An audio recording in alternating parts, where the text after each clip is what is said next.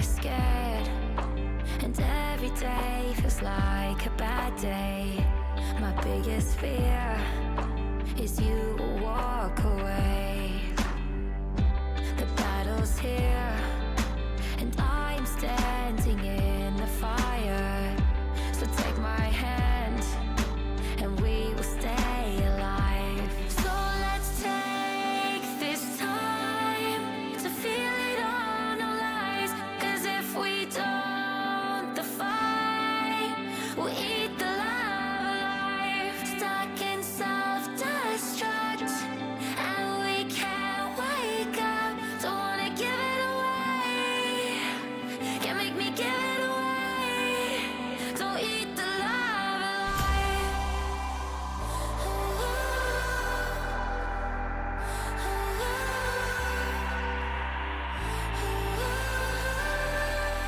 Don't eat the love alive.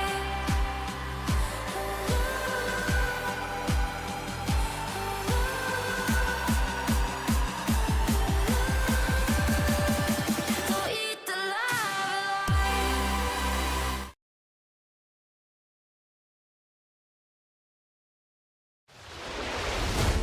Wyatt Tinsley sends it to the outside. He can't get there. Kevin King is going to win the Barbizzo FTF Cup Series.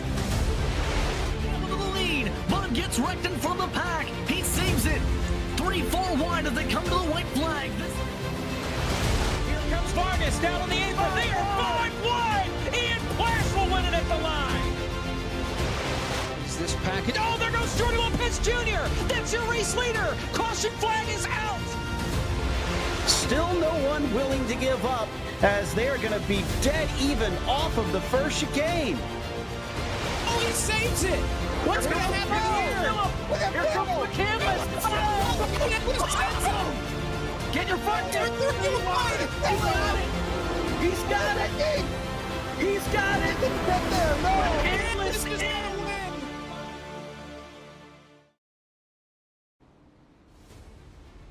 It's a sunny day at the World Center of Racing as the UFL Elite Series begins Season 6 on the high banks of the Daytona International Speedway. We welcome you to FTF.GG's coverage of tonight's season opener. I'm Caleb Hoffman. Alongside me tonight is Paul Foddy.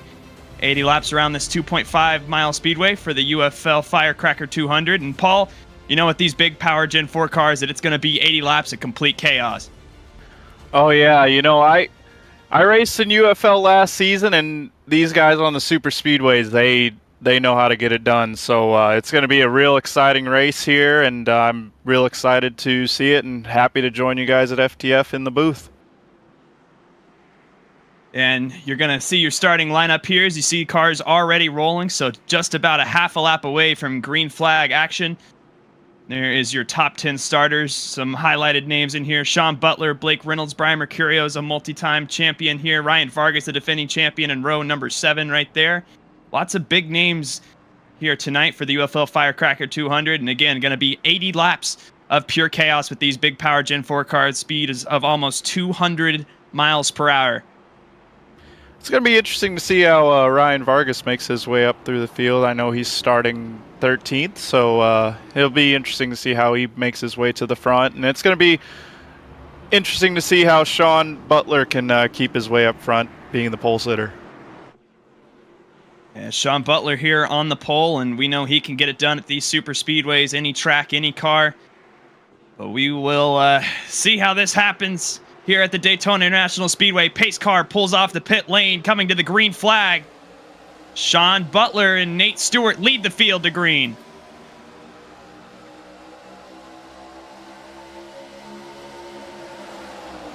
Yeah, you see some guys back of the pack kind of getting spread out single file now, kind of waiting it out, getting a pretty good start here. So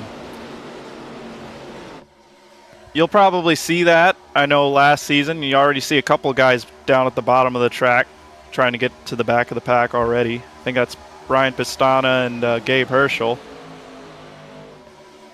Yeah, both of them bailing on this lead pack already, and as you stated, a few guys getting spread out back here, but further up at the front, still double file formation as we started, and it's going to be Sean Butler going up to block a run from Nate Stewart. That's going to open the inside lane for Brian Mercurio. Sean Butler going to lead lap 1 here at Daytona. Mercurio getting a push from Josh Chin. Joshua Chin is a longtime sim racer. Good to see him join the UFL League this season. And right behind him, Kyle Riley. Oh, Riley got loose there. I think that was on purpose, actually. He's probably going back to the pack. Yeah, dropping out of line once again, joining Ryan Pastana and Gabe Herschel we saw just a lap ago. I'm wondering how much aggression we're going to see. It's a long race here, Paul, and you don't want to junk your stuff up too early. Yeah, absolutely not. I mean, the guys up front, they already know, that they're going to be up front. But that middle of the pack, that's kind of the danger zone, because you'll start to see, once the laps start to wind down, that people will start getting antsy, trying to make it 3 wide, whatnot, and that usually leads to some chaos. And especially here at the bumpy Daytona, you don't want to put a wheel wrong, or else it'll cause a lot of trouble. And no faster pairs in this series either, so if you junk your stuff, you're going to be dealing with it for the rest of the night, and it could even be terminal. We've seen that plenty of times here at Daytona. The pack still thundering through turns 3 and 4, and it is Sean Butler, Brian Mercurio, who still holds side by side for the lead as they exit turn 4.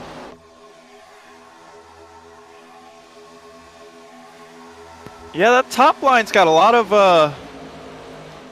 of pretty big names up there. I mean, Sean Butler, Nate Stewart, he's run a lot of Road to Pro races. Blake Reynolds, he's a former Coke Series driver, and good to see him up there. I know Aaron Smith, he runs a lot of Road to Pro races as well. So a lot of experience up in that top line, but also that bottom line with Brian Mercurio, Josh Chin, Cosmin Ionescu, and then John Palmieri there in the singular wireless machine. Yeah, I've got to love that paint scheme. Absolutely, and so many good paint schemes here tonight, and got to appreciate how much effort went in to the field as a whole, really. And yeah, those singular orange colors are absolutely beautiful.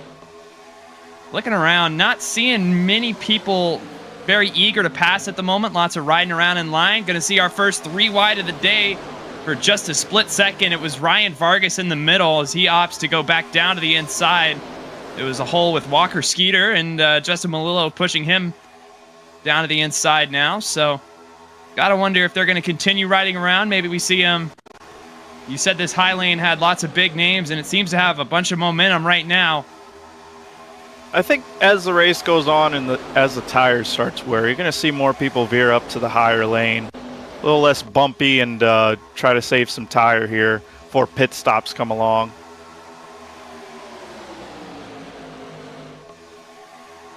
Across the stripe once again, and Sean Butler now with a slight advantage over inside Brian Mercurio at the moment. Has any choice of lane ops to stay up in that high lane with Nate Stewart right behind him. Here comes that bottom lane once again. It looks like they're going to have a little bit of a run. Cosmin Ionescu in this bottom line as well, a former FTF 500 winner, so we know he knows how to get it done here at Daytona. Yeah, Cosmin in the 2004 Kurt Busch Superman paint scheme. It always brings out good paint schemes, with splash and go and everything. Cosmin really knows how to turn up the heat when it comes to paint schemes. Yeah, banger after banger with Cosmin Ionescu. He knows how to get it done, always shows up in some great stuff, and again, appreciate the effort that goes in around the field to a lot of these paint schemes, because they just look incredible on these old Gen 4s. And speaking of the Gen 4s, first time in the UFL Elite Series that we're running it, usually accustomed to the next-gen race cars. Yeah, for UFL, they usually run next-gen during the spring, and we usually run something different in the fall, this being the kind of second half season of UFL. Last season was the Fall Brawl, and we ran a mixture of cars, but this time we're running the Gen 4, and, I'm really excited to see it. Gen 4 always brings out some great racing, and as we got a pass for a lead here, possibly. Yeah, you saw Sean Butler drop down to that inside lane to block Brian Mercurio. Was tired of running that outside lane. And now Blake Reynolds peeking out from behind the Nate Stewart machine. Still that outside lane chugging down the backstretch right now. And again, speeds of almost 200 miles per hour. And when you get at a place as bumpy as this pre-repaved Daytona, it can get sketchy in the corners quick. Yeah, see Ryan Vargas join that top line as well as Sean blocks Nate Stewart up top. Kind of playing both sides of the street here, Sean Butler. And still retaining this double file formation. Thought we might see a little bit of 3 wide, but nothing as of now. Well, 3 wide's definitely coming. It's going to be probably towards the end of the race, but definitely you're going to see it. These drivers are going to start to get real aggressive towards the end of the race. They're going to start to get impatient, not want to know where to go. And you see Ryan Vargas kind of peeking in the middle here now. Spoke too soon there. Here comes Vargas again. He was trying to use that middle lane a little bit earlier, but thought better of it. And now trying to make up big track position right now. A wiggle out of John Palmieri's number 3 machine on the inside. Going to get the bottom lane stacked up behind him just a little bit. And you can see that gap from that number 3 car back to the number 84. And that's going to get made up quick with how much draft these machines have.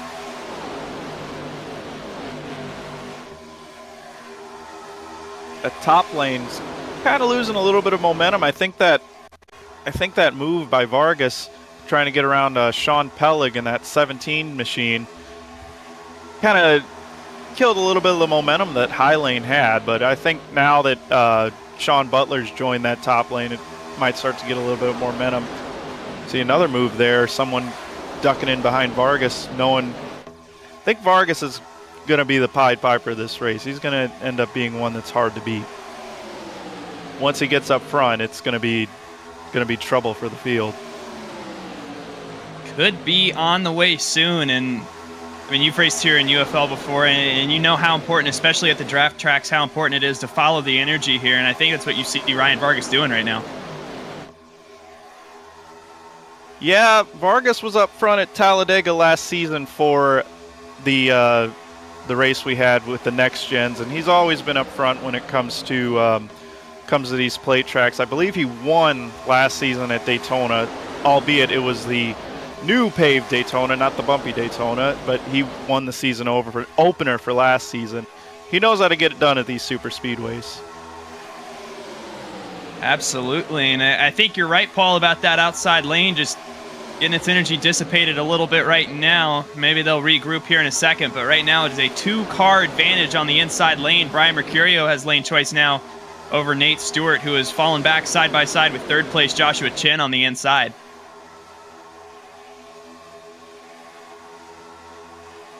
Yeah, that 41 car is pretty strong, Brian Mercurio. I didn't really expect him to be up front. Usually he's one that lays back and waits for all the chaos to ensue, but he's staying up front here and hanging tough with Sean Butler. As soon as you say that, Sean bails, goes back to the high side on the front bumper of Nate Stewart, and that's going to open the door for Brian Mercurio maybe to take the lead here. He has help from Joshua Chin behind still. And as they go into turn 1 here at Daytona, still locked in this side-by-side formation. Haven't seen a huge swing one way or another, and resulted in us still being side-by-side. The field roars off of turn number 2 down the backstretch now. Got one car peeking out of line there, kind of getting out of the draft. Devin Mistack. Mistack having trouble rejoining and gets up over that apron just a little bit. Got to be careful not to get sideways on that transition there, and got to wonder if he's had a problem. Maybe coming down the pit road here in a second. Almost got to wonder if he stayed too tucked in behind somebody and his temperatures went skyrocketed, because that's also a possibility as well. Either way, we stay green at the moment. Have avoided so far any disaster. Sean Butler still has the lead here, lap 14, and it's not as easy to push in these cars as it is the next gen, or even the any of the other cars, you know, these cars, it's easy to lift the rear tires up off the ground, and you know, that'll really cause chaos. But I don't think anyone's going to do that just yet. We'll see come the end of the race, though. Something to keep in mind for sure. And right now, as we run, big block there from Sean Butler, gets that outside lane stacked up just a little bit, and we'll see if Nate Stewart can transfer some momentum to get him back up in the front. But now that's going to cycle Brian Mercury out to the lead for the time being, and might even get Joshua Chin in front of Butler. Yeah, that inside line's rolling. I thought more people would veer off to the high lane, but that inside lane's staying strong right now with Brian Mercurio and Joshua Chin right there. Just seems to even out sometimes, and then sometimes you'll think the top lane's going to get the run, and then all of a sudden the bottom lane gets a good run there. It's just, once they get into the corners, all about the momentum, though. Absolutely, and sounds like we had a slight checkup in the middle of the pack there, but no accordion effect throughout the back end of the pack. Still rolling along strong at the moment. Should be racing here at a lap 35 would be the end of this stage. And gotta wonder how that impacts strategy, Paul. Yeah, usually when it came to the stages, that's when it got crazier.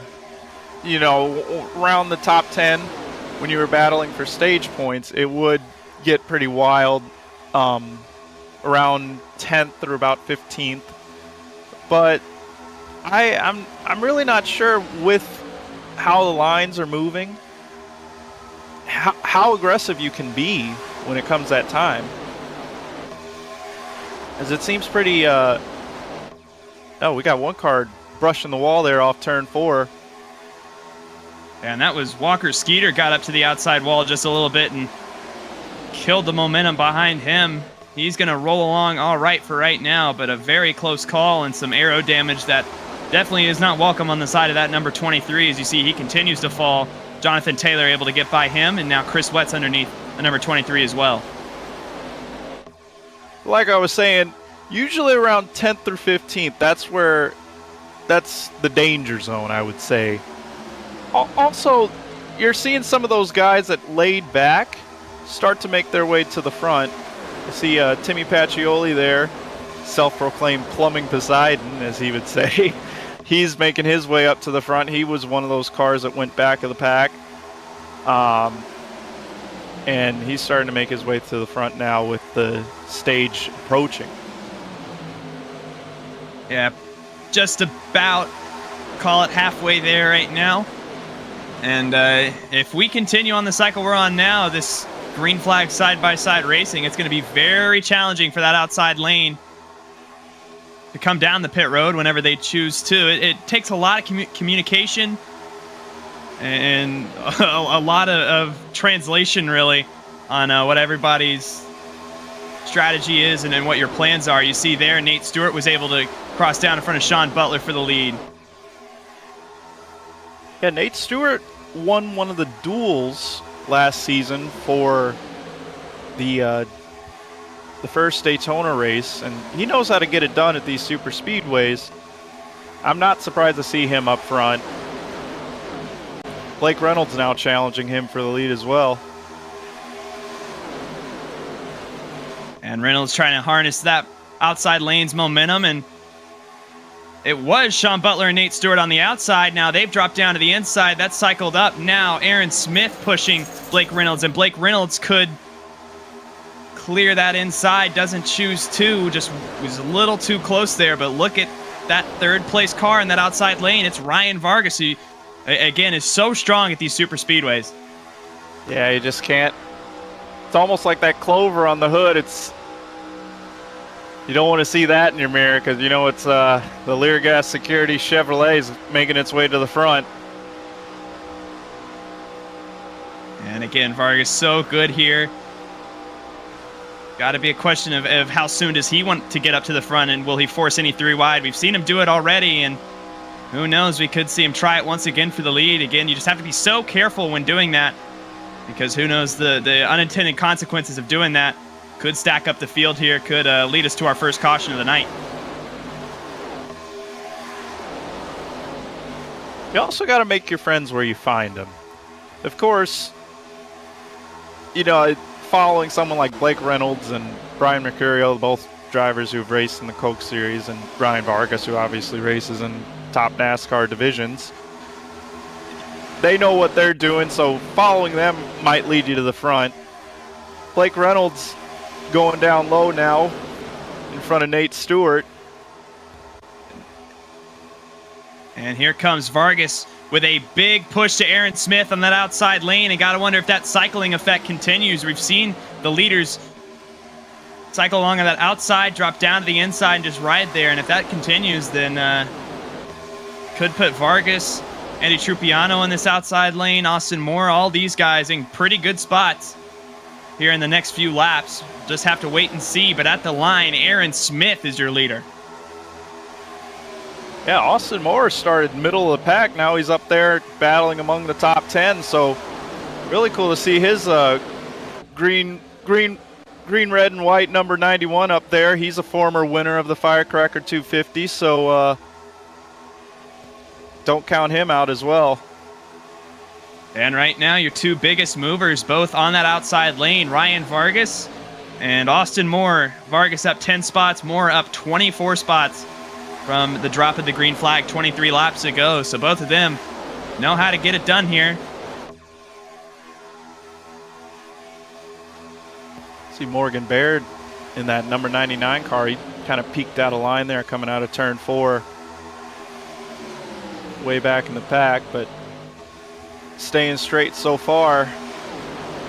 Nice side-by-side racing for the lead. I'm interested to see what strategy Vargas might pull here. Try to be out front when the stage caution happens. And again, that stage caution just over 10 laps away. Call it 12 laps. Now Vargas going to drop down to the inside lane in front of Brian Mercurio. That's going to leave Aaron Smith kind of out to dry. The next car to help him is Trupiano. That is going to absolutely kill this outside lane's momentum. And now you got to wonder if maybe we see a few guys planning on pitting here in the next few laps, the way that this outside lane is just falling apart.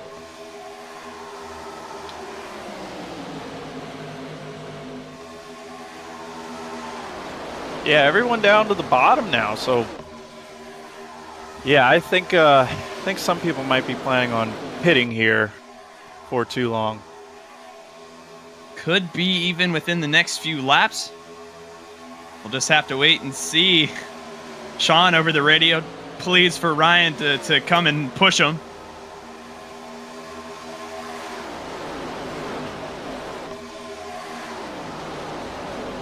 And here we go. We're going to start seeing some pit stops. This is the entire inside group, basically.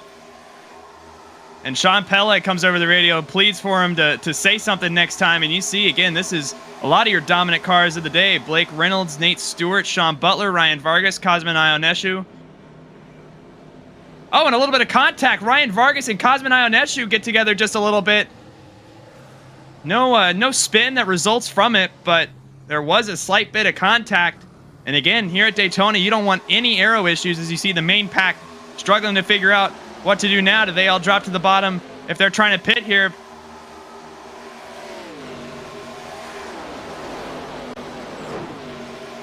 Yeah, see. Oh, Adam Kodal up in the wall there, turn 4. And up ahead of him, you see this entire group pitting as well. And a little bit of contact. Austin Moore is going to go around on the entrance of pit road. And he'll have to get that figured out. Sean Farr as well in the grass. No caution. That's going to be big for Austin Moore because he's going to find himself outside of this main drafting group, if I had to guess. Yeah, him and Sean Farr, that's going to be pretty bad.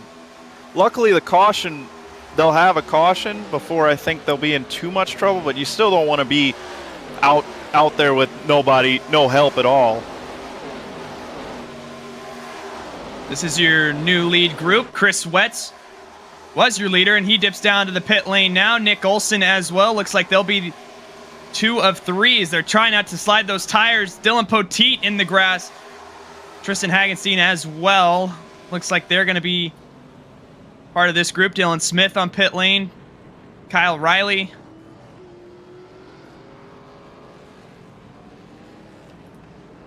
Tyler Clayball up there as well. And here's that replay of it's a Sean Farr, and you see the 91 car of Austin Moore already spun around. Adam Kodal was in the wall. This is what happens to Austin Moore, and again, just locking up the brakes and lifts the rear tires off the ground, spins that number 91 machine around. He gets it collected relatively drama-free, but definitely not what you want to have happen on your cycle of green flag pit stops, as he is alone.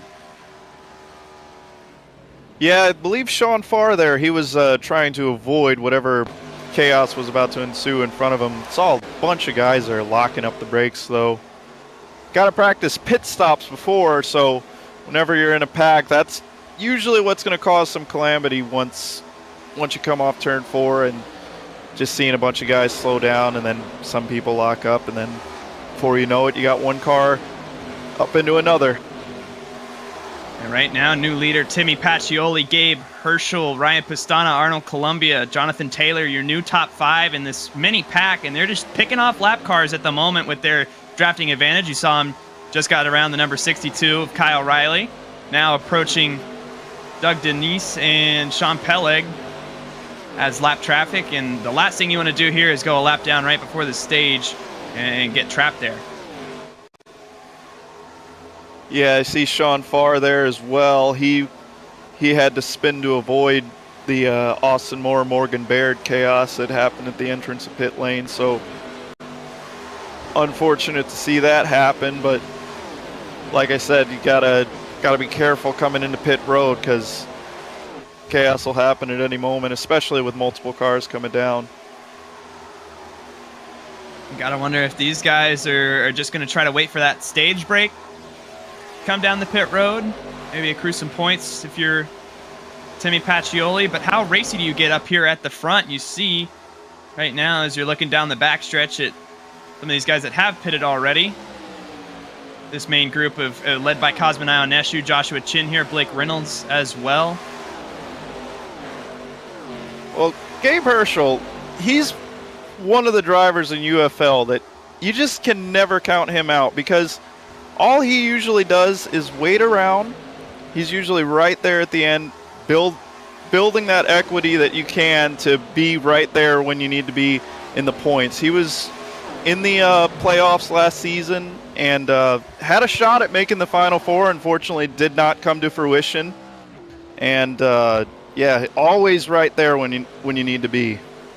You see Andy Trupiano with damage on the apron, and there was actually a slight contact in the tri-oval, and that's where he got his damage from. We'll get a replay of that for you in a moment after we're finished with this pit cycle. You see this lead group of Pacioli, Herschel all just came down, and there is the group that they are racing.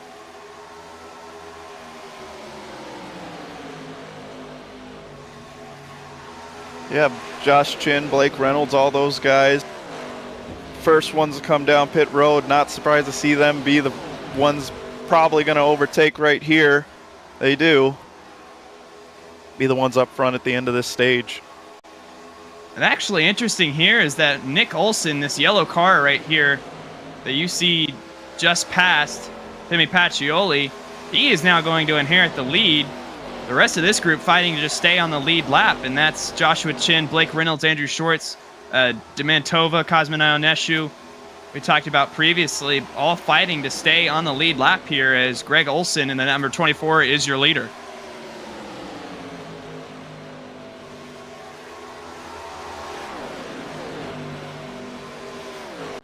Gonna get a replay of what happened in the tri-oval there a few laps ago, and that's the tail end of it.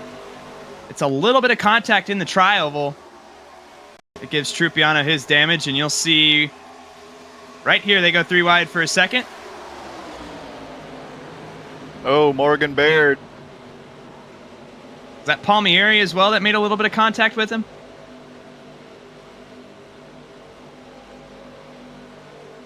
That's Nate Stewart, isn't it? Oh my. Yeah, one of the early leaders. That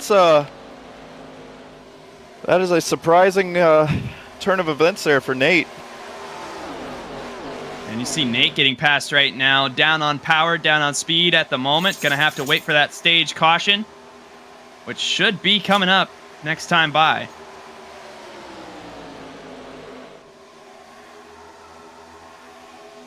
Yeah, apologize for that error. I didn't realize Nick Olson stayed out there. But bold strategy by him. Probably saved a little bit of fuel drafting up behind people, so not surprised to see him up front. Usually he's up there in Monday Night Racing, and now seeing him back in UFL. Good to see Olsen. Good to see that grit marketing Chevy do well. Absolutely, and Olsen right now, with the pit road closed, gonna just try to hang on for one more lap, make it to the end of this stage. Again, and should be here at the end of lap 35, so as he chugs it down the backstretch, you see this group all racing for points as well. This is a big move right here from Landon Mills, who we haven't talked much about here tonight. He has help from Brian Mercurio, Sean Butler, all these guys right now fighting for valuable points. 3 wide in the back. Oh, like I said, that's where it gets interesting. It's going to be interesting to see who gets the final points here. And as they cross the line, there we go, the end of stage 1. Nick Olsen with a huge fuel gamble here, wins it. Second place, Landon Mills. Timmy Pacioli comes home top 3 after he stayed out. Got a little off cycle. There is your stage winner in Nick Olsen. Like you said, a daring move, and he comes out on top here. Yeah, he's always been the one to play strategies that are different from everybody else's, so I'm not surprised to see him up front here at the end of this stage, especially with pit stops being as close as they were. And gotta wonder if we see him come down here. Gotta imagine he does, but could also try to hold on, maybe hope for a caution and hold on to this track position. But either way, he comes out with some valuable stage points, which will aid him in his quest. As the field's trying to get caught up to the pace car right now, which is on the backstretch, so Olsen should be coming up on that shortly.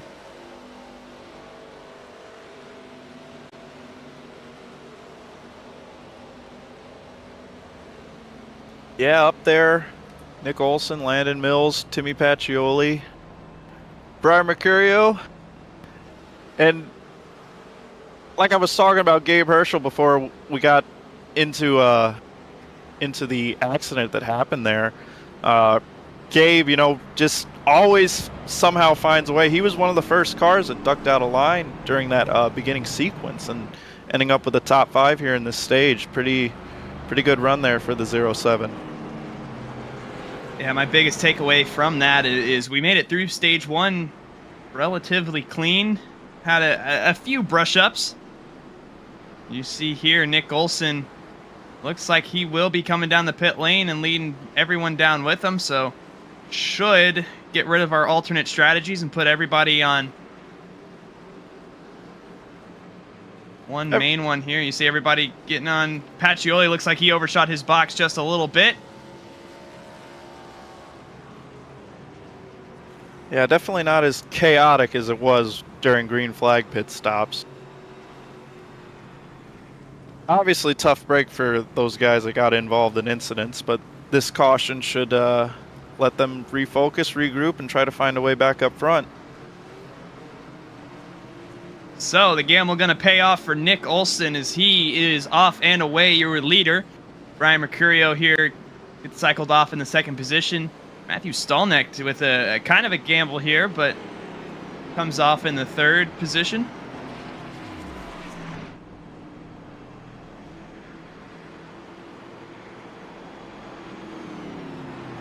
right, Nick Olson currently your leader. When we come back, you'll have the restart and stage number 2 here of the UFL Elite Series season opener, the UFL Firecracker 200. Nick Olson, your leader, 38 laps complete. We'll see you in a minute.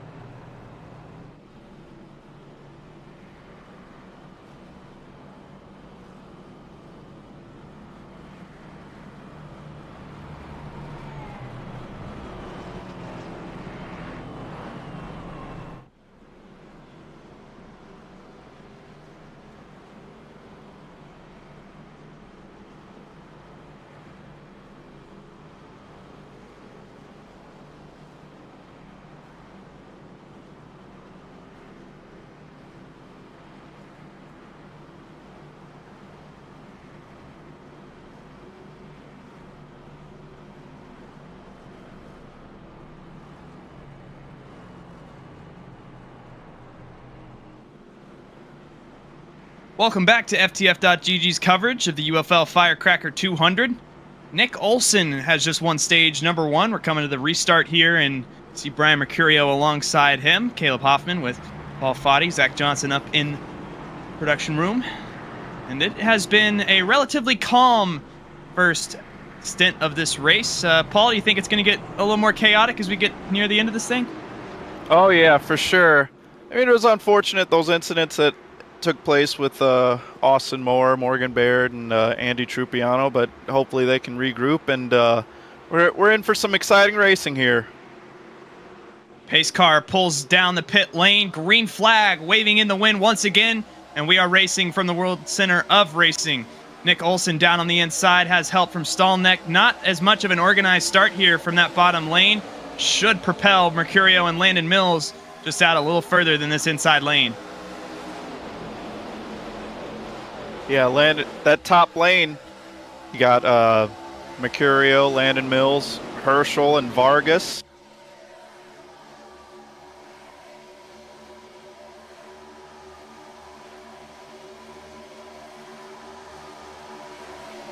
We're in the final stage, so you probably won't see too many people lay back as much. Gonna start seeing some people try to make up their way up through the field. Man, that 39 car is moving all around the track, Arnold Columbia. Yeah, hanging on to it. So easy with these Gen 4 cars to just hit those bumps wrong, and they will send you flying up this racetrack if you're not careful. So got to be super cautious going through the corners here, especially in the draft on new tires. A lot of it's a different experience than the end of this run when you're on those older tires trying to wheel this thing around. Now this is just stay in your lane. Stay with your momentum and try to make moves to get to the front. Yeah, great push right now by Landon Mills to the rear bumper of that 41 of Brian Mercurio. Both them trying to do what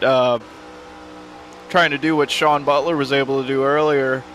Brian Mercurio trying to probably get to that bottom line, honestly. That bottom line was pretty strong, but honestly, they're probably going to stay side by side for a while here. Could mirror what we saw in that first stint with Sean Butler and Brian Mercurio. Right now it is Nick Olson and Brian Mercurio still side by side here at the front of the field. And right now, lots of cars that are just bobbing and weaving around right now. I don't know what it is, but I think the bumps are definitely affecting these cars more than they were in that first stint so far from what we've seen. Yeah, you can see even Sean Butler, Nick Olson coming off the corner. Man, Arnold Columbia is hanging on to it. Reminds me of that Colby Howard truck from a couple years ago with the when he was in the Daytona truck race. Every time coming off turn 4, just sideways. He's hanging on to it, but he's staying in the top 10. And I mean, what could cause that race car to be all over the place? Is it a setup difference with the steering ratio, or could it be just, you know, uncomfortability with being up in this top 10? He could have had some people just take 2 tires on that last pit stop, maybe. Oh my, that was a close call. Trouble! Cosmin Ionescu just tagged the wall, and he is stuck in it for the time being. Rest of the field trying to figure out how to get around him. He's top 3 wide right now. Looks like we're going to be okay, however. A close call for the driver, the number 84, as well as it was Morgan Baird, Tyler Clayball, who all tried to navigate around him. Yeah, I was actually looking up front. There was a close call with Landon Mills and Nick Olson. Mills thought almost cleared himself off the front bumper of Olson, but thankfully stayed in line. But we see Mercurio now down to the bottom line with Nick Olson on his rear bumper. And here comes big move from Sean Butler through the middle, 3 wide. Inside is stall-necked, outside Ryan Vargas. So difficult here at the bumpy Daytona. Now does Ryan Vargas get cycled out? Oh, you see Blake Reynolds peeking up there. Is he going to try to make it 3 wide here? Go with Vargas? This is what we were talking about in that first stint, where you start to see that 3 wide racing come into play. We thought we were going to see it a little bit earlier, but it was majority double file racing. Now going to see Vargas and Blake Reynolds tempt fate a little bit with this 3rd lane. Now the big question, I think, becomes, does Landon Mills try to harness that energy? Here comes Ryan Vargas and Blake Reynolds. Can they make it 3 wide for the lead? I think they will, going into 3. Oh man, this is intense racing right here. We've seen these cars not too good coming off the corner. That's where it gets really tricky there off turn 4, but they made it work. They're keeping it. Vargas just keeping his foot on the gas right now, trying to go as quickly as he can. I think Blake Reynolds has to be careful here not to push Ryan Vargas in the wrong spot and possibly cause a wreck here. Really got to watch out for those men in the middle like Gabe Herschel and Sean Butler too. One wrong bump can send you into either the outside or inside call or make you a pinball. Vargas now going to leave Blake Reynolds dropped all the way down to the inside lane. Got to be so careful with these bumps in the middle of the corner that to not send you into the car outside or inside of you. Everybody doing a great job up inside this pack right now, and it looks like we're going to be okay. Blake Reynolds now becomes the new leader of that outside lane. Kyle Riley at the tail end of that outside surge. See on board here with Gabe Herschel, and he is just gridlocked, stuck in the middle of this thing. Fully surrounded by cars at the moment, and not the place you really want to be, but something you're going to have to deal with here at Daytona with 34 laps to go. See Chase Cabry making his way up through the field as well. He's subbing for Leighton Sabile, normally the driver of that 25 car. He's trying to make his way up through the field as well. He was up there pushing Blake Reynolds, but now he's got Kyle Riley behind him. And this outside lane has really started to dissipate.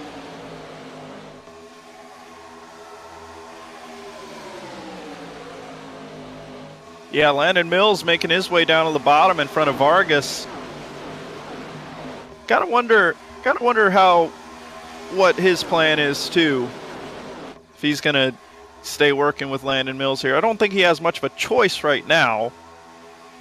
might see if Blake Reynolds makes a move if Vargas goes with him. Something to keep our eye on, again, as we approach the end of this race. Still 33 laps to go. A super close call in that outside lane as Chase Cabry almost tagged the outside wall. Had to get out of the throttle. Kyle Riley as well. Didn't hurt them as much as I thought that would. And actually, they're going to have a little bit of a run going into turn number 1. Might make it 3 wide once again for the lead here with Blake Reynolds and Landon Mills. Yeah, I don't think Kyle Riley's able to stay to that rear bumper of that Chase Cabry machine. So that, well, actually gave a pretty good bump down the backstretch. So we'll see. He's to the outside of Gabe Herschel now. Is Reynolds now down to the bottom? Kyle Riley tagged the wall there once again. And I think that's going to be the one that kills that outside lane's momentum. They have fallen all the way back, both of them out of the throttle, and not going to be a place for him to fit in. A close call there. Arnold Columbia going to get caught on the apron. He's going to have to save that car and figure out how to get back up on the racing surface. A super close call, but they make it through unscathed for the time being. But as laps again start to tick down, urgency starting to pick up here from Daytona. Yeah, good save there by Arnold Columbia. He's been sideways all race, but I think that's the most sideways he's been. Good to see him, keep control and not cause a caution there. And further up front, Blake Reynolds has now... Oh, and now Blake Reynolds is going to get turned in front of the field. Reynolds spins, so does Landon Mills, and that's going to be our first caution of the day. I think it was Blake Reynolds coming down to maybe pit because we heard some chatter from a few drivers about pit road there, but I think it was some miscommunication there that's going to spin the 66 around in front of the field. I'll tell you, I was not expecting that to happen. Blake Reynolds came over the chat and said, "Thanks, Landon. I'm not sure what happened there. We'll see a replay."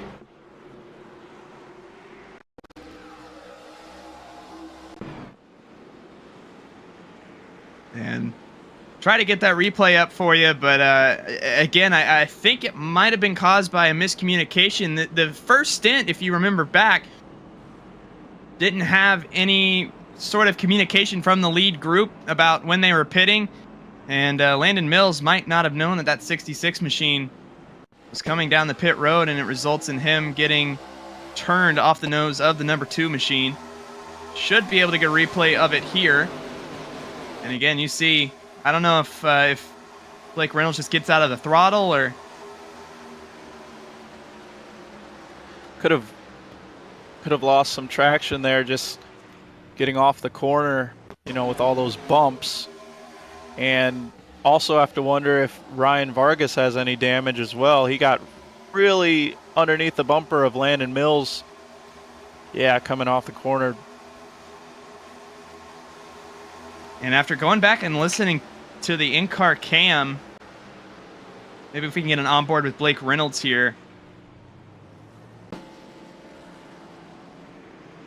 I didn't hear him get out of the throttle, and I heard was the RPMs pick up, so I think Landon Mills just pushed a little too hard off exit and lifted those rear tires off the ground, spun the 66 around. Really fortunate that wasn't bigger than it ended up being. Yeah, real fortunate that Landon Mills or Blake Reynolds both didn't end up going back into the pack. They both just spun down towards pit road. Still don't count them out, of course. They didn't get, looks like, too much damage. Maybe a little cosmetic to Landon Mills, but we'll see. This is the point of the race where everything starts to get chaotic.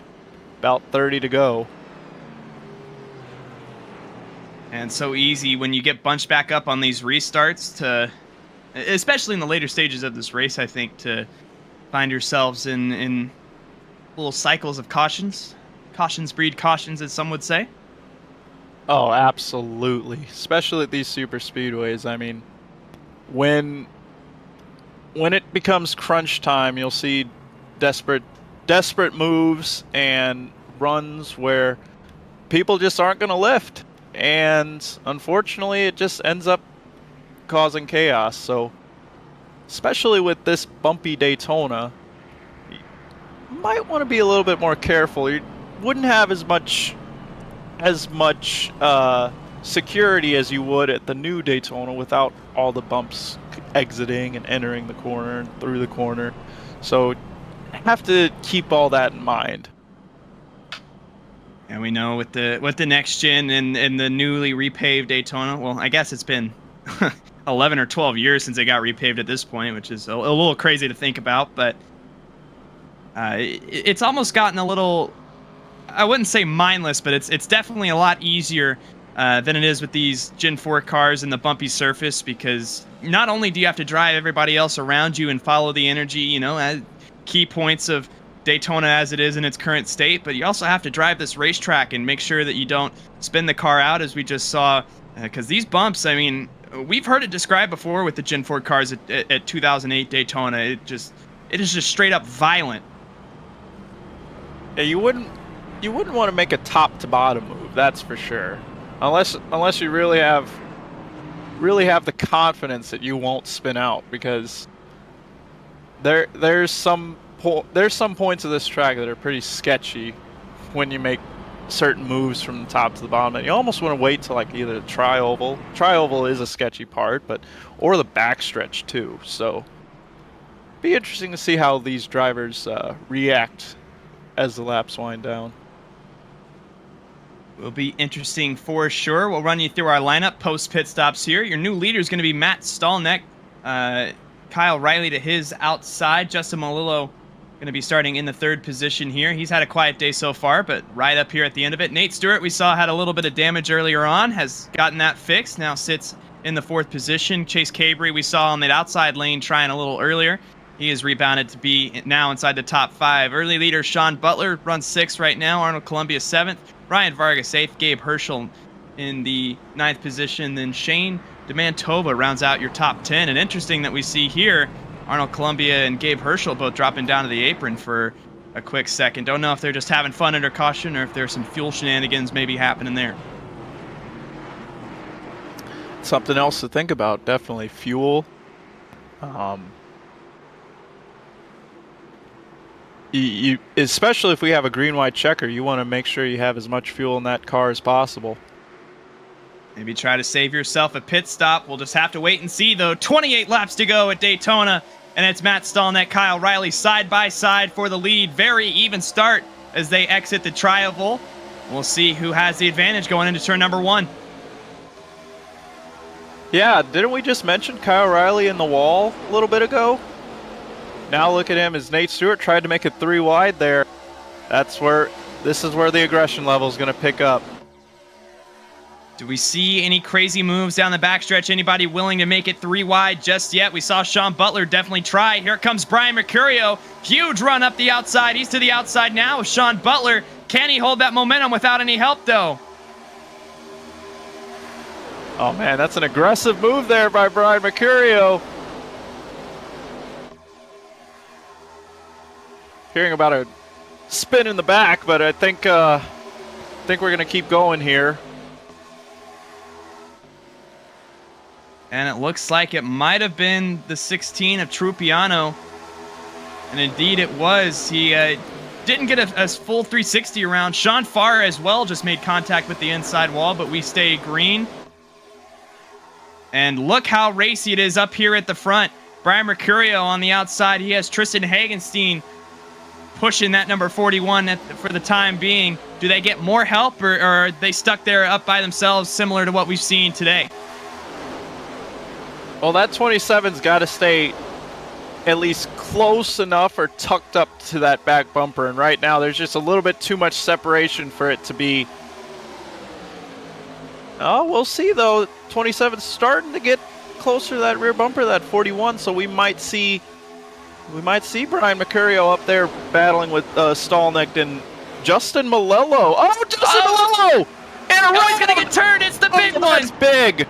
Upside down is Justin Malillo as he rides the walls, and it is a huge wreck in the exit of turn number 2. Multiple cars upside down, you see, sliding around, and that was huge. I think I see Dylan Smith was in it. Ryan Vargas, I know, had contact. Blake Reynolds, Chris Wetz, Justin Malillo went for a wild ride down the backstretch. My goodness, Ryan Vargas also involved in that. That was wicked. I was going to say Justin Malillo, he's always finds his way up front. He's been in this business for a long time, but man, what an unfortunate situation there. And first, this is the Trupiano accident that we heard about. The single car spin. He got down on the apron, actually made a fantastic save to keep that car going straight. Then we have Sean Farr a little bit earlier. He got out of the throttle, hit the tribal wall. Don't know if something's broken in that car, maybe, because he goes all the way down. I think slams on the brakes and gets a tow here. And now the main concern, Justin Malillo. I think it's a bad push from Chase Cabre. You see there, gets him sideways, sends the number 53 up into the pack, and would have taken out our camera, Daniel Hemrick style there. The other car that went upside down was Cabre, and he went flipping down the back straightaway after a plow from behind. Yeah, it was chain reaction there. Cabre got in the back of Malillo, and then Columbia got into the back of Cabre, and it just all calamity from there. Nowhere to go for a lot of these guys. Alex Bates getting into it, Austin Moore, Landon Mills again, Josh Chin. I think we need a list of who's not involved. That's how many cars were involved in that one. Yeah, Honor Columbia, Gabe Herschel, Landon Mills, Austin Moore. Get another look at this here, and on board with Sean Butler, and watch this. Justin Malillo just goes straight up into the catchments from his point of view, and Sean Butler with incredible wreck avoidance skills to make it through that one with no damage. Man.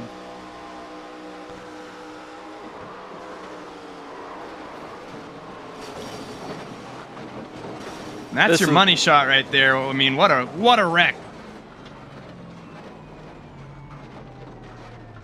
Yeah, what a ride for Justin Malillo from the lead to barrel rolling down the backstretch. That's not a sight you want to see for sure. Yeah, I went 0 to 0 real quick. And again, no faster pairs here in the UFL Elite Series. So they're going to have to live with that damage for the rest of the race, and I don't know, might be a little too much. Well, this is gonna put some new players up here. You got Jonathan Taylor. You got John Palmieri. You got to wonder if some of these guys that got involved, like Vargas, how much damage they have. Are they going to be able to keep up with the pack once we get back going green? And a lot of these guys on pit road right now trying to fix damage, and got to get out of there now before that pace car comes back around and closes the pit lane. Yeah, as you mentioned, new faces up in the top 5. We mentioned Matt Stallnick a little earlier. He avoided it. Jonathan Taylor up here. Jonathan Palmieri. Walker Skeeter for the first time is up inside the top 5. Driving the number 23, the number 43 of Ryan Pastana. Doug Denice in 6th position. Anthony Rotolo, we haven't talked much about him tonight. Up here, Sean Peleg. Shane DeMantova did a great job of avoiding that wreck. And then Arnold Columbia has a little bit of damage, but should be okay. And again, sets us up for a chaotic last, should be 20 laps of this race here at Daytona. Yeah, Jonathan Taylor, last time we ran on this particular track, with the next gens on a non-points race that was the shootout, and Jonathan Taylor was the victor in that.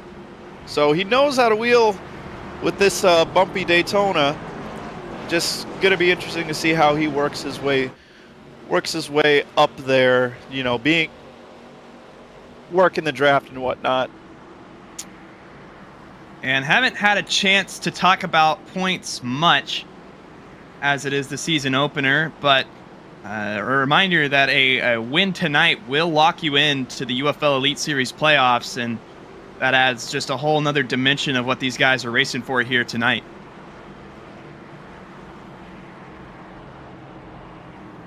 Yeah, especially for some of these guys. There's a lot of tracks out there that we have on the schedule that are going to be pretty interesting, pretty wild cards. I would say Daytona definitely always is a wild card in any league you run. So winning you're in, that'll be huge for some of these guys. Absolutely, and could be a chance for some fresh faces to make the UFL Elite Series playoffs.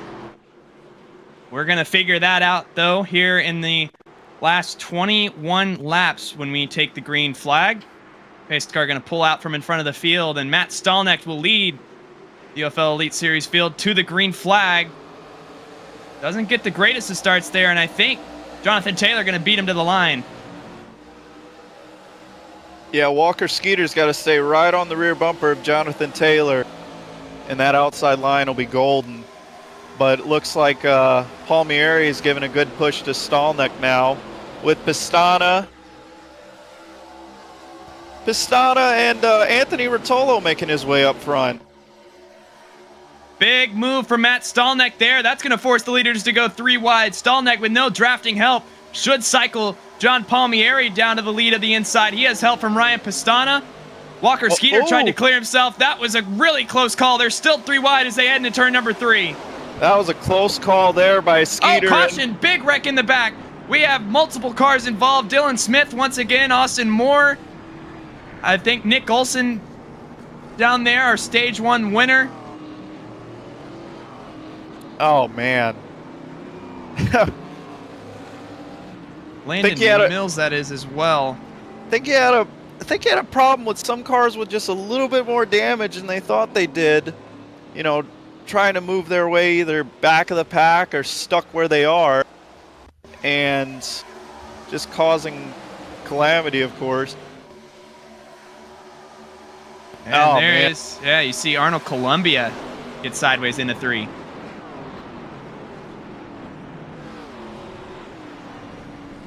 Yeah, that collected a lot of cars there.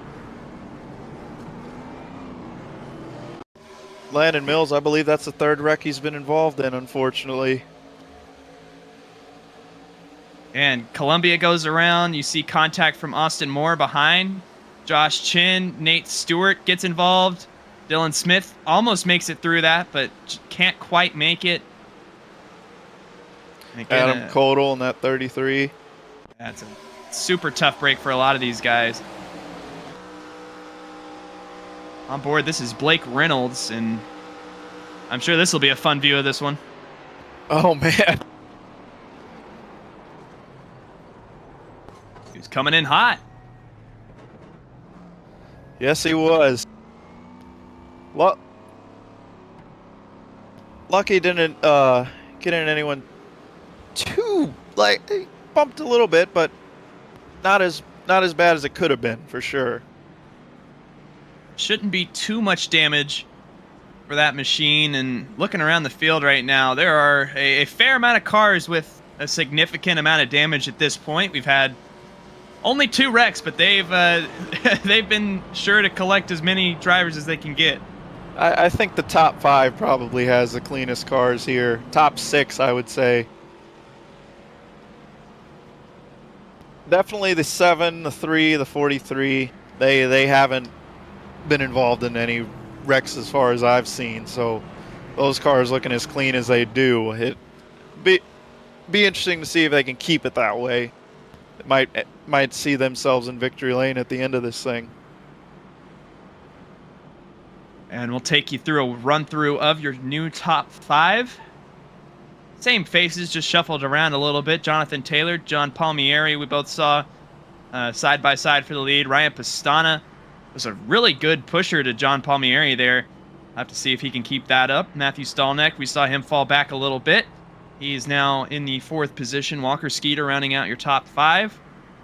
So again, some of the same faces, but just reshuffled it a little bit. I think the biggest shakeups are outside of the top 10, where again, that's where you'll find a lot of your cars who are damaged right now, and Still a few guys that are stuck back there, like Sean Butler in particular, who doesn't look to have that much damage. So should have a good piece and a good chance to get up here at the end of this thing.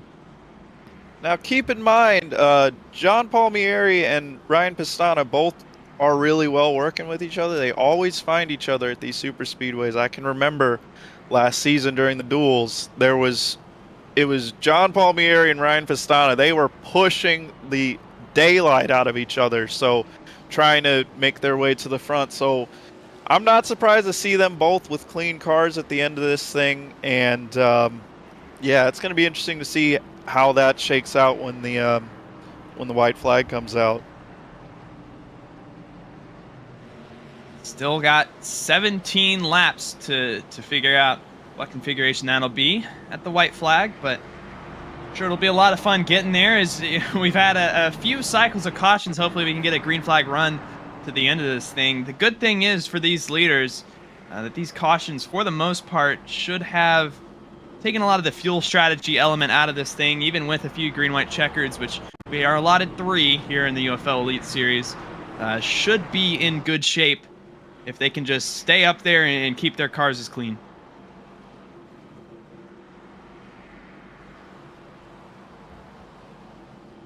Yeah, I think this is going to be the point where you see some of the cars with a lot of damage start to lose a draft, and some of the cars that don't have that much damage are able to stay with the pack. If we're able to get a green flag run, you'll start to see that. However, they just have to get the good green flag run in order for us to see who has the best car right now. And obviously, you see Gabe Herschel there. He's starting in 6th. He's got a little bit of damage. Vargas, he's starting 11th, I believe. He's been involved in a couple wrecks today. So, couple. I meant the one big one that we had with Cabri and Justin Malello. But should be fun. We're about to get going here. Once again, we'll see if we can get a green flag stint in here to the end. Aggression at an all-time high. It's going to be Palmieri and Taylor who lead the field to the green flag.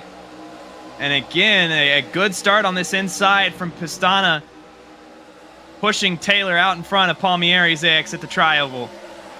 Yeah, the bottom line did not get besides Taylor and Pistana, the bottom line, Walker Skeeter on back, they started to separate, so it's going to be interesting to see how they can jumble back up together, as the outside lane looks the most organized right now with Palmieri, Stallneck, Gabe Herschel. And you can see the momentum here. Here comes Ryan Vargas. Mentioned a little bit of damage, not stopping him.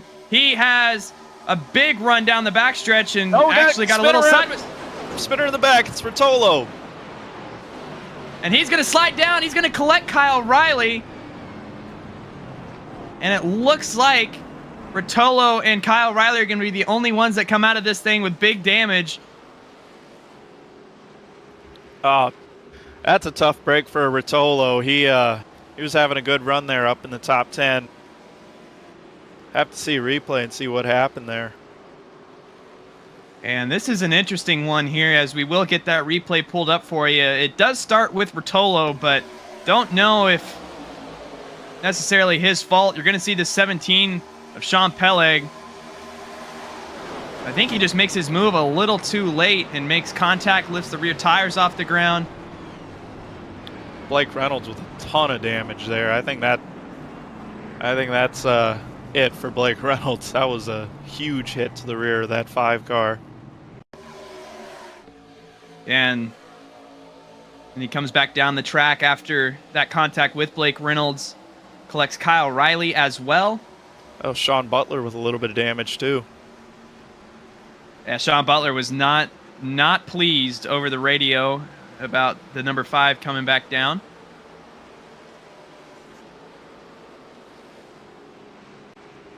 That's going to complicate the end of this race even further, as we're going to be even closer to the end. Kyle Riley there. Go back real time, and it looks like Kurt Road not going to be too busy outside of those who got a little bit of damage. Sean Butler is down the pit lane. Blake Reynolds as well. Aaron Smith, I think, will join them. Haven't said much about Aaron Smith all day. He was up there at the beginning portion of the race, but kind of, I believe he dropped back just a little bit during pit stops. And now it's probably waiting out, letting all the chaos ensue, and might see that 70 car up towards the top 10 before the end of this thing. Indeed, and we will see where they cycle out and as well get the finish here to the UFL Firecracker 200. Jonathan Palmieri leads with 15 laps to go, and you'll see us for the finish after these messages.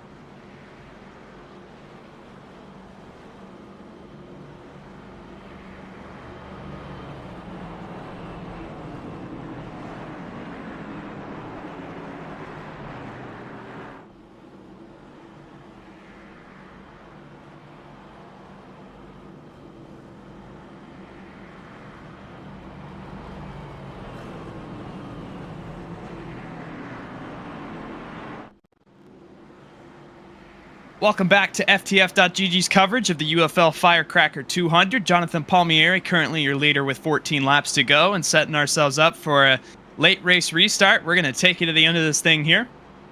And a few wrecks in the last 10 or so laps have really changed up the landscape of this race. Yeah, those wrecks took out some pretty big names.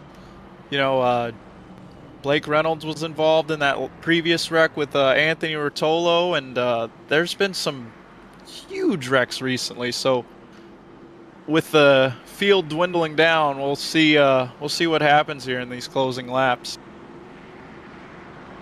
Will be interesting for sure. Not including our stage caution, have had 4 cautions so far today. We'll see. Again, hopefully we try to make it to the end of this thing without caution number 5, but we all know how super speedway racing is. More likely than not to see a 5th caution here sometime soon. It's just a matter of when. Yeah, forget about saving anything. You're just going pedal to the floor. Speaking of pedal to the floor, we are back at it. Green flag once again. Palmieri and Taylor on the inside. Really good start from those two. Pastana and Mentova as well. We saw last time by Vargas make it 3 wide. Do we see that once again? We'll have to find out as they go through turns 1 and 2. Oh, Pastana got real close to Stolnick's rear coming into turn 2 there, but he's keeping it straight, staying tucked up behind Jonathan Taylor. They're going up high though. Gabe Herschel, Ryan Vargas, and Timmy Pacioli leaving Matt Stolnick out to dry. Got to be careful not to tag the wall. Big wiggle out of Gabe Herschel there. That's going to stack up the field. Cosmonio Neshu, Andrew Schwartz, big checkup.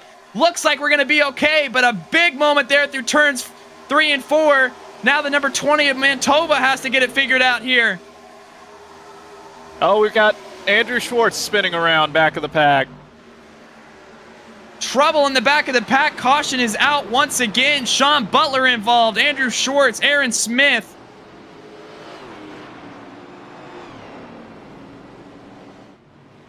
You see a few different cars with a lot of damage. Sean Butler comes over the radio to claim responsibility for that one, and we'll see just how that happens. You see Doug DeNice as well.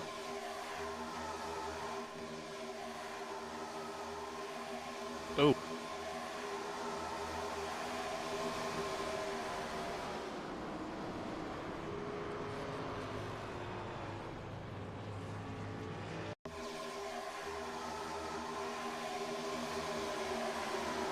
And I think Sean Butler just has more of a run than he thought initially and gets number 67. A few big hits there for Sean. Yeah. Just not enough room there. The hole closed up quick, and unfortunately it tears up a lot of cars. Yeah, Sean was not happy with himself over the radio there and said, "That was stupid, and I'm leaving out a few words." Yeah, it collected Aaron Smith. Commentator's curse there by me, so sorry, Aaron Smith. That collected him, Sean Butler, Doug DeNice.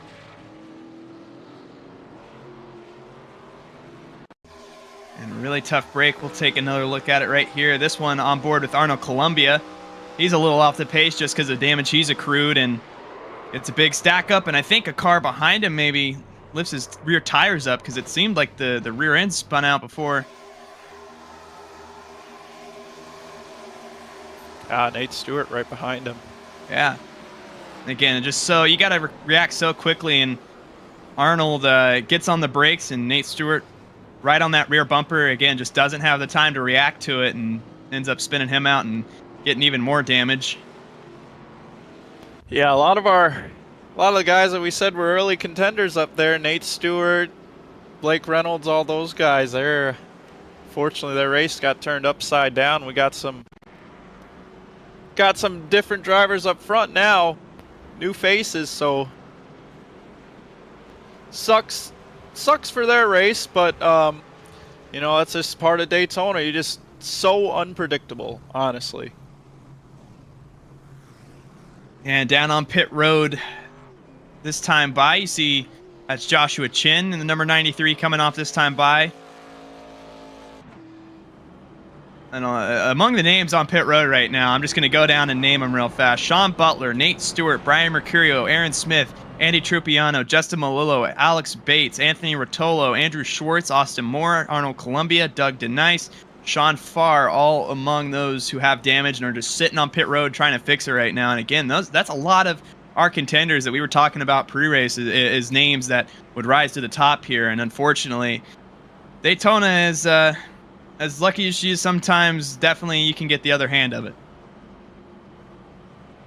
Yeah, you gotta be around at the end to have a shot, and unfortunately some guys just either got too much damage or, you know, got involved in wrecks, and like I said, you'll have that with this close racing that we got here, the pack racing at Daytona, and the runs that you get. Mistakes are going to happen, and sometimes you're lucky, sometimes you're not. I've been in a lot of these races, and I can tell you that sometimes I've been lucky, and sometimes I just get caught up in something that wasn't even my fault. So, just part of it. And looking around right now, getting a few questions about daylight. No, it is just cloudy here in Sim. Just about to be 1 o'clock, so plenty of daylight left. Just depends on weather cooperating with us. which fortunately we don't have rain to worry about here in iRacing because, of course, we already have plenty of that to worry about in real life. And you see it's a scorching track temp of 116 degrees Fahrenheit. 45% humidity is contributing to some of that fog you're seeing and just some of the general haze. And partly cloudy skies is right because, yeah, you're right. It feels like you can barely see them.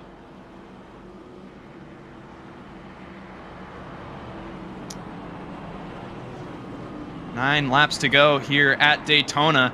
I think the question now is, Paul, are we seeing some more wrecks here before the end of this thing, you think? Oh, is the sky blue? I think we're going to see somebody get into the wall here at the end of the race. So you see it every single time here at Daytona. Just recently, especially on iRacing, you know, everybody's got the run and they see an opportunity and they're going to try to fulfill it. And unfortunately, it just causes calamity, but you'll have that in super speedway racing. Have that indeed.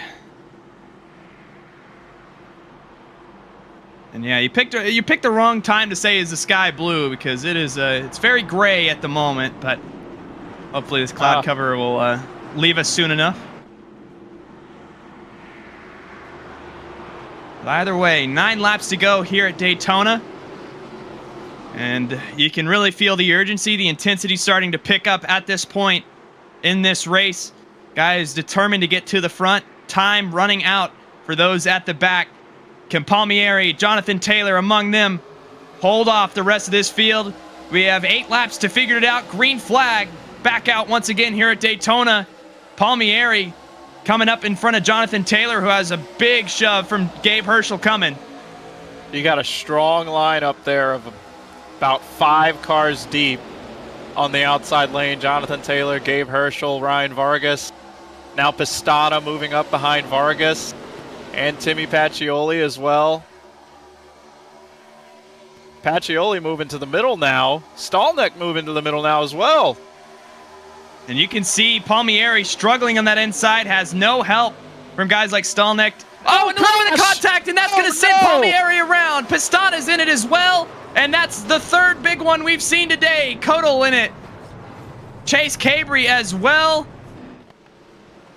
And that's another field killer. Again, that is probably 5 or 10 cars with a significant amount of damage there. It all started with Jonathan Palmieri and Timmy Pacioli. That destroyed Ryan Pistana. Holy moly.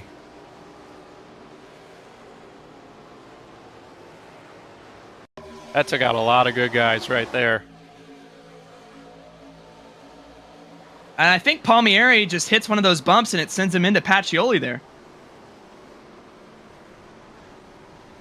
Yeah.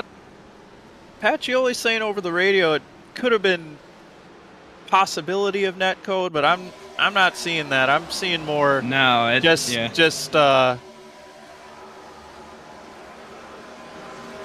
one of those casual racing things. I think Pacioli was pretty close to Palmieri in that instance.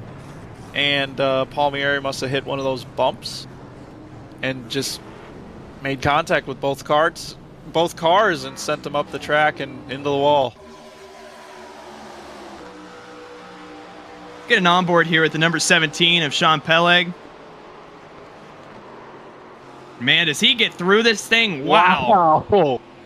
Wow. I don't quite know how he did that because, I mean, you see it right here. Look at this. This is on board with Pistana. Oh, Nick Olson hit the wall a ton there.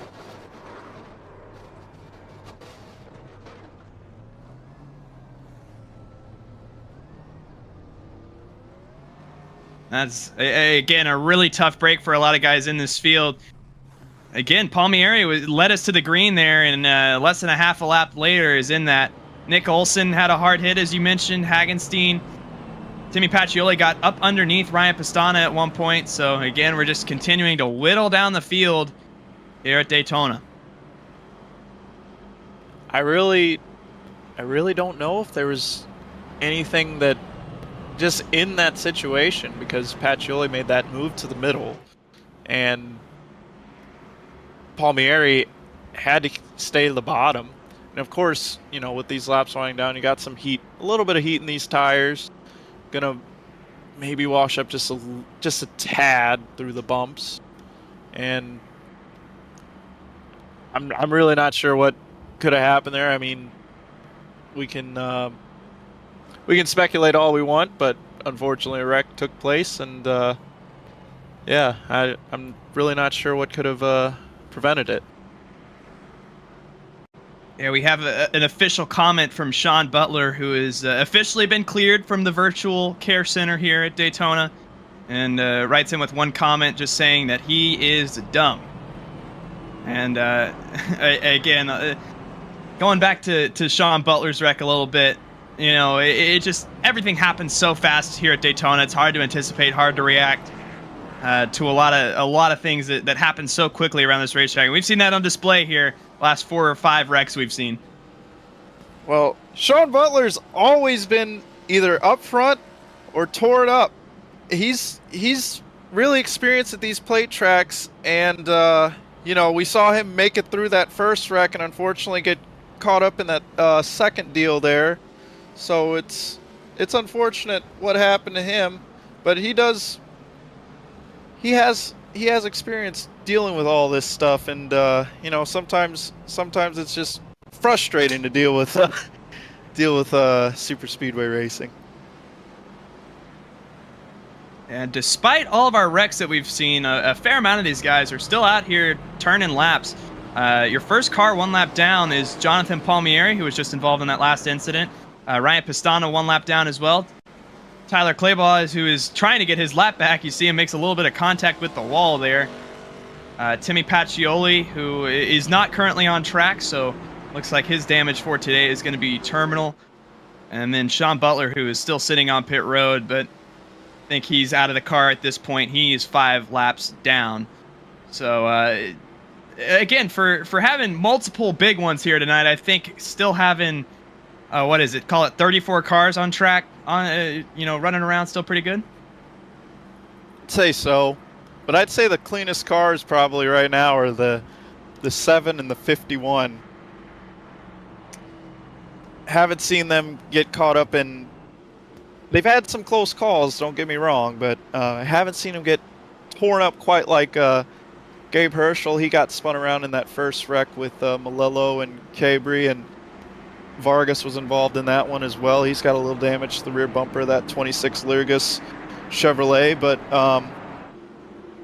yeah, we've got some different names up there in the top 10 now.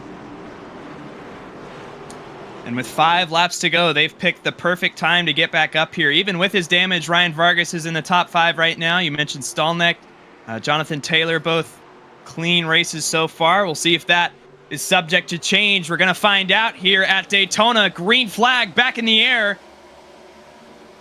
And a big launch out from Jonathan Taylor. You got to wonder if that's too big of a jump.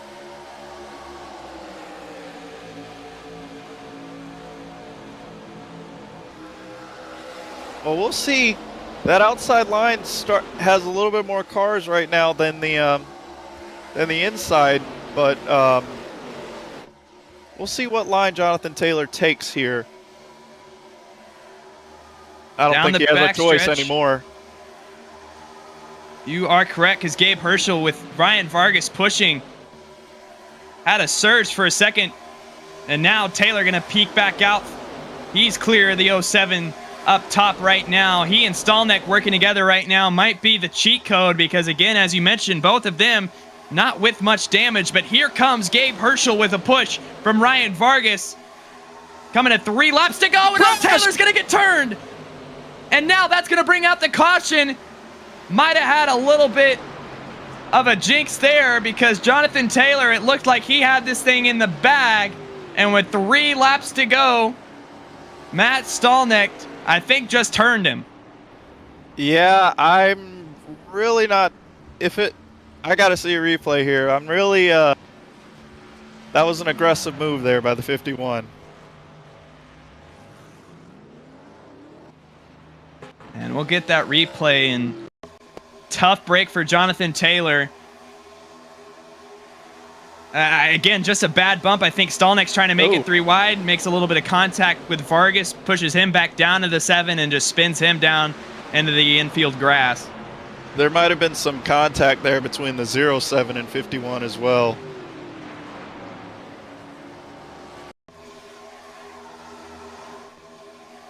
I think you're right there. I think not Vargas he made the contact with, but yeah, it was Gabe Herschel, and again just spins number 7 out there.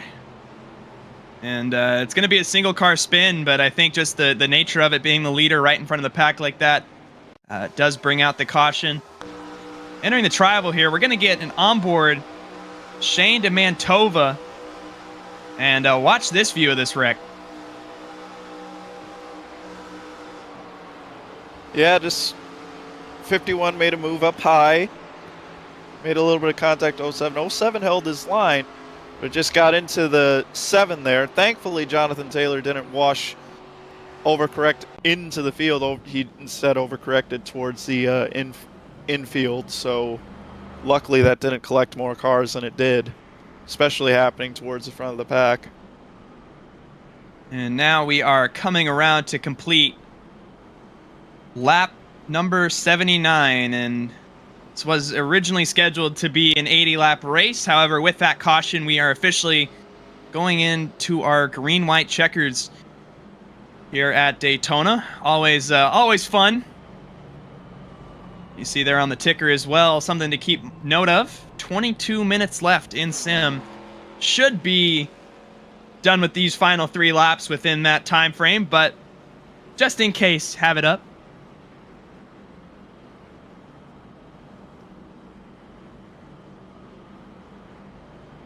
Yeah, that wreck right there, I'm just, you know, you have to be aggressive.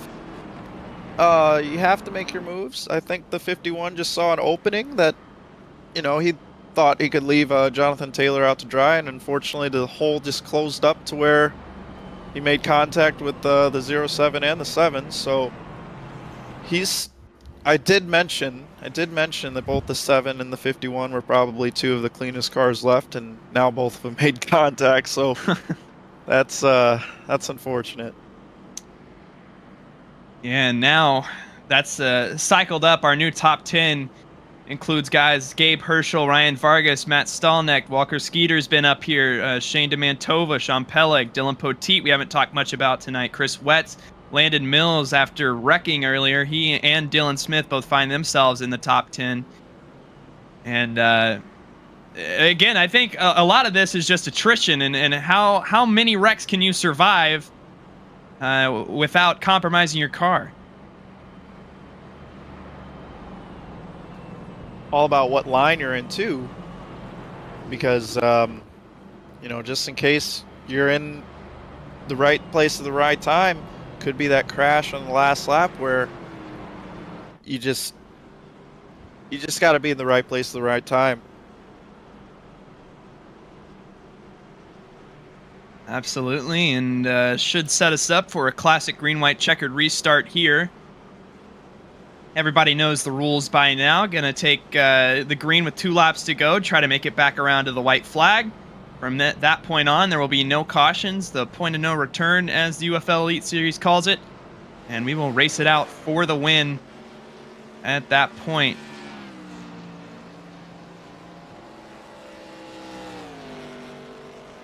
See more lap cars getting their wave arounds now.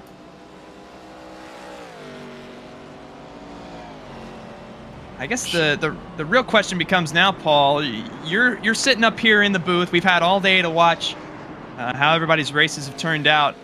Coming to what could be the final restart of the day, who do you think is coming out on top here in the UFL Firecracker 200? Well, I must say, I'm not counting out. We talked about Ryan Vargas, how experienced he is. Can't count him out. Obviously you have Gabe Herschel up front. I mentioned earlier how he pointed his way through the playoffs. A win would make it just absolutely easy for him in the playoffs as well.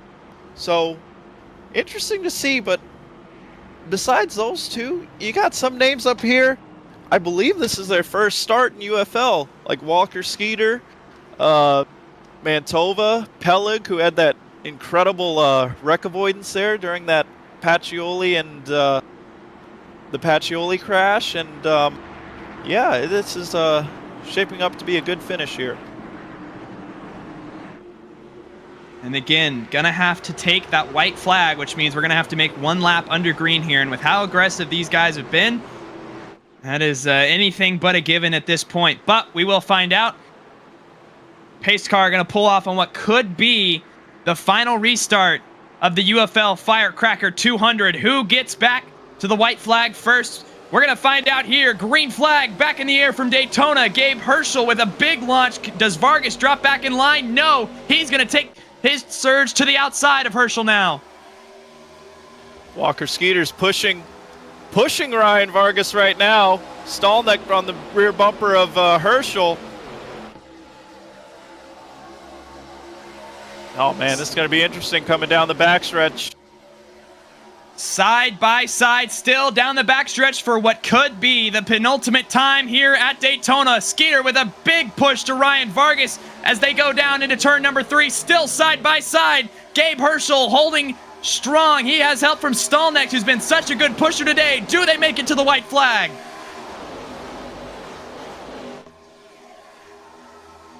Man, that 51 is all over the rear bumper of that 07. We got the white flag now, though. Point of no return. This race is official, and they are still side by side. Herschel, Vargas, does Matt Stallneck make some noise? The field roars through turns 1 and 2 for the final time. Skeeter's got to give a really good push here to the rear bumper of that 26 if he wants to make a move. But here comes Peleg to the inside of Stallneck. Big block now from Gabe Herschel. Ryan Vargas is holding strong. Looks like they're going to make a little bit of contact. Skeeter's going to get turned. Herschel back into the field. It's going to be 2 cars.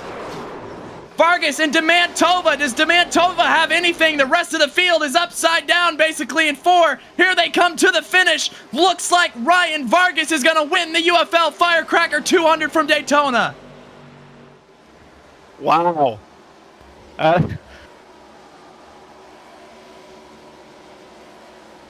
And you said it all day, Paul, that Vargas and his experience could not be duplicated. And he proves it. And you see just chaos and carnage as they cross the flag.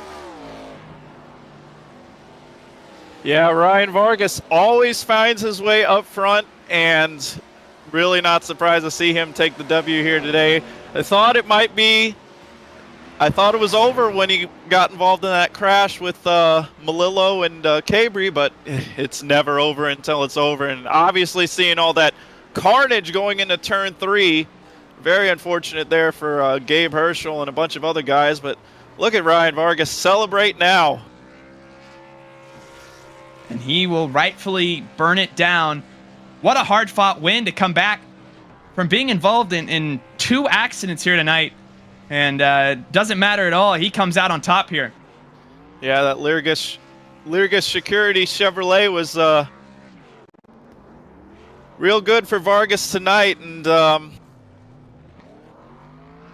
you know, I believe this is his 2nd win in a row at Daytona now, despite it being the bumpy Daytona. 2nd season opener for Ryan Vargas in the UFL. As well as the defending champion of the UFL Elite Series. So Vargas just on top of everything here. Gonna get a replay of what happened here on this final lap. And yeah, Paul, you can take us through it because it was chaotic. Yeah, I think it all starts on the backstretch because the 17 of Sean Peleg makes a move there on Stallneck. And that just gets everybody all jumbled up. It's pretty organized right up until the backstretch when Peleg makes his move on the 51. Because I believe he gets a bump from Dylan Poteet. Maybe? No, he does not actually. So here he comes to the inside making that move on Stallneck below the yellow line. Gabe blocks, and then they're 4 wide going into 3. Skeeter, and you're just not going to lift in that situation. I wouldn't expect I wouldn't expect the 51 to lift in that situation, and just tore up a bunch of cars. And it's so many cars involved in that, just coming to the finish. You're full throttle trying to get anything you can out of that. Gabe Herschel, I think, rides another car for a majority of turns 3 and 4 here. Yeah. I'm not going to fault the 22 of Skeeter either, because you got to protect your line. You get hung out to dry, you're going to get freight trained, and unfortunate for all those guys, of course, but watch this onboard from Justin Malillo here as he tries to navigate his way coming to the finish. Threads that needle, gets up. What a great job of Rek Avoidance to pick up spots there at the end from Justin Malillo, who he himself was upside down on the backstretch for a little bit earlier. Just a fantastic recovery. And that'll take us to our finishing results here. And Ryan Vargas with a fantastic win here. Shane DeMantova avoids through the chaos to come home with a second place here. Sean Peleg, another incredible avoidance from him as he comes home third. Dylan Poteet had a quiet night but comes home in the top 5. Jonathan Taylor with a great rebound to finish 5th. Landon Mills 6th. Alex Bates in the 7th position. Austin Moore 8th. Kyle Riley in 9th. And Chris Wett's going to round out our top 10 here, Paul. yeah, Jonathan Taylor making his way back up, but see the rest of the field, a lot of these guys got caught up in those accidents. Blake Reynolds making his way back up to 15th after that pretty hard contact with Anthony Rotolo there. A lot of guys that were in contention, definitely. Palmieri, I know he's not going to be pleased with that 18th place finish. Ryan Pastana, he was battling a lot. He's going to finish 13th. Man, just a lot of names there that were definitely up there in some portion of the race, now find themselves with a disappointing finish. And we'll scan through the rest of these names here. Trupiano, Chin, Hagenstein, Ionescu, Mercurio, Denice, Kodal, Baird, who we saw involved in a few, Gabe Herschel, Tyler Clayball rounding out your top 30 and taking us through the rest of it. Devin Mistak, Walker Skeeter, who was up front, a tough run after being up inside the top 5. Matt Stallneck, Dylan Smith, Nick Olson, Timmy Pacioli, Sean Butler, Sean Farr, Paul Foddy, who did not start the race, and Eric Webler as well, who was race control tonight. So those first 38 were all who entered tonight. And with that, we'll take a word from our race winner in Ryan Vargas, and somehow navigates quite a few wrecks there at the end to come out on top. Ryan, how'd you do it, man? I don't know. I'm just glad I did it. But that was awesome. That Lyricus Security Gen 4 Cup car looking good up at the front. I'm so stoked. I love this league. John does a phenomenal job. The racing in this league is top notch. Everybody in this league does a phenomenal job, and just so much fun, man. That was a blast. Yeah, and the defending champion here, it just seems like you're on top of the world here in the UFL Elite Series, huh? Man, I mean, this is the first time I've been the champion on iRacing, and to show up in the first race and get a win just to kind of already lock some things down already, that's a definite, I guess you could say, a good confidence booster for the rest of this UFL season. Now, I must say, Ryan, that Lyricus Security Chevrolet was on rails tonight, but after being involved in those couple of wrecks, how were you able to keep your head in the game and make your way up back to the front? Well, luckily, the only contact I really had was on the rear of the car. And once I got that all fixed and I lined up, I think I lined up 24th, right? And the restart happened. I think that was one where Ernie spun. And we just had so much speed. I took every single run I could. I didn't work with anybody for a solid like 10, 15 laps just so I can get that track position. And I went from 24th to 12th on one restart, and then I went from 12th to 5th on another. So once I got up to 5th, I had Gabe Herschel. I was working with Shane DeMontavia, however you say his last name. I don't know how to pronounce it. It was such a wild Walker Skeeter with a massive push on the last few laps. That was a big help. Just fun racing with people that you know. Real tight, close battles all race long, and it's just you can't beat it. Yeah, and a great run from you. You know, not focusing on Daytona for a second because now you are locked in to the playoffs. As long as you show up for 5 of the regular season races, you'll be good to go. How do you look ahead at the challenge next week at the Lucas Oil Raceway for 200 laps there? Man, well, this actually works out kind of perfectly for me because I don't think I'll be able to make Lucas Oil Raceway. So I'm going to try and find a sub driver, kind of like what, Cabri was in this race tonight. Try and do that, but getting this win out of the way early definitely helps my efforts in that case. Well, absolutely. We'll let you go back and celebrate. Congratulations on the win here tonight. We know you earned it.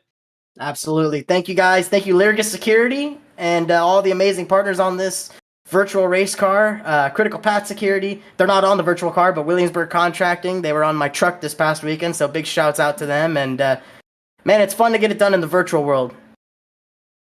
Absolutely. And that is a word with your winner in Ryan Vargas. Second place here was Shane DeMantova, and we have him down with Paul. Shane DeMantova, I believe this is your first UFL race. Finishing up there in the top 5, how's it feel? Oh, it feels absolutely amazing. I'm so happy with that finish. I wish we could have got back to Ryan there, but man, oh man, I'm certainly not disappointed in my debut here finishing P2. Now, with that being said, you had to make your way through a bunch of the wrecks. How'd you keep your head in the game and able to stay tucked in line up there until the very end? Yeah, it was certainly a crazy race, especially when laps are going down there at the end. But my spotter, Jason Alexander's, really helped me out, and we just set a strategy and just stuck to it. And here we are finishing P2. And it got crazy because at one point we were running and they wrecked right in front of us and checked up and unfortunately got in the back of Ryan a little bit and gave him a little damage. So I'm sorry to him about that. But obviously he moved on and I moved on. And then I think it was maybe the second to last caution, I saw them kind of wrecking in front of me, so I went low because I thought the car was going to wash up in front of me up into the wall, and he actually ended up coming down the track and had to slam on the brakes there, and definitely had a Code Brown moment, but it all worked out obviously, and definitely really happy with this result. Well, we're happy to see you here competing in UFL, and we hope to see you for some more races down the line, and take this good points day, and we'll see you down the road. Yeah, thank you guys so much for broadcasting and putting this all together, and I know I definitely really appreciate it, so thank you guys. All right, that's Shane DeMantova. Car number 20 finished P2 today. Who we got next? We got Sean Pellig. Yeah, we'll be with Sean Pellig, and yeah, Sean, a third place finish tonight, despite all odds. Saw you, almost collected in a few incidents. Some great avoidance from you. What really was the difference in you keeping your nose clean and not being involved in those wrecks?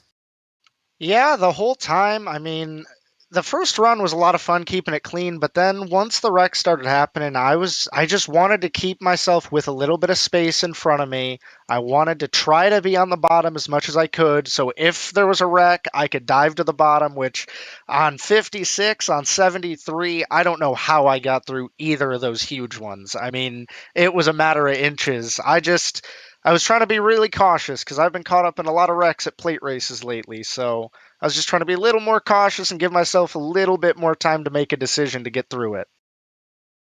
And you did a fantastic job tonight here at the Daytona International Speedway. And you have a solid head start in terms of points, coming home with a third place finish tonight. Do you look ahead, circle any tracks that are upcoming on the schedule is ones that would suit your strengths, especially going to a place like Lucas Oil Raceway, which is a complete 180 from what we saw here tonight next week? Yeah, I mean, it's definitely good to start right off with a P3. I mean, this is my first race in this league. Just joined it a week or so ago, so it feels really good to come out here and in my first start get a finish like that. Like you said, it gives a great head start on points. As for tracks coming up, Lucas Oil, not what I'm looking forward to. I don't know how well I'll do there. Short tracks are pretty hit or miss for me, so we'll see. But definitely Watkins Glen, Pocono, those are a couple big ones coming up that I'm real excited for. I love racing those tracks in any car, but I have a bit of practice lately with them in these cars, so I'm definitely excited for those ones coming up. Well, that is third place finisher Sean Pellick. Thank you for your time. Congratulations on a third place finish here tonight. Thank you very much. Have a good one. Pumped with a podium finish here tonight. That's Sean Pellick. And Paul, we saw a crazy opener to season 6 here at the UFL Elite Series. What are your thoughts just heading out of this thing? Well, it pretty much has been like most Daytona races, you know. Pretty calm first half of the race, and then the second half, kind of around 30 to go. That's when the intensity level started to pick up, and you saw some cars get into each other, and people getting aggressive. But you'll have that at super speedway racing, and that's just a part of it. You know, incredible run by Ryan Vargas, and I'm just so pumped for this season. I love this league. I gotta really thank John Palmieri for all that he does to keep this league going, and I'm excited for the rest of the season. This is going to be a great season. Well, with that is one round down and 11 to go here in the UFL Elite Series. We got to thank everybody for coming out, spending your Wednesday night with us. Watched a heck of a race, and who other than Ryan Vargas comes home in victory lane. For myself, for Paul Foddy alongside me in the booth, and for Zach Johnson up in the tower. Got to thank you again for coming out and watching. And we will see you again tomorrow night for Road to Pro coverage. Thank you once again. Have a good night, everybody.